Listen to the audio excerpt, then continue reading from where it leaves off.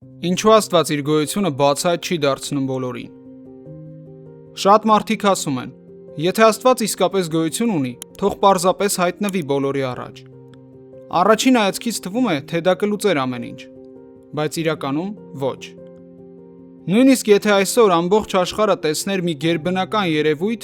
Աստծո գոյությունը ապացուցող, միևնույն է, բոլորը նույն կերպ չէին արձագանքի։ Ոմանք կասեին. սա հալյուցինացիա է եւ ես գժվել եմ։ Մյուսները, սա նոր տեխնոլոգիա է կամ զանգվածային հոգեբանական ազդեցություն եւ այլն։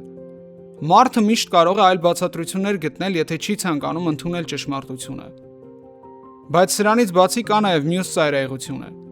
Եթե Աստված իր ողջ փառքով բացահայտվեր մարդուն, շատերը պարզապես չեն դիմանա այդ փորձառությանը։ Աստվածաշնչում նույնիսկ մարգարեները սարսափում են Աստծո ներկայության առաջ։ Մարդը սահմանափակ է, իսկ Աստծո փառքը անսահման։ Այդ պատճառով խնդիրը միայն ապացույցը չէ, խնդիրը մարդու սիրտն է։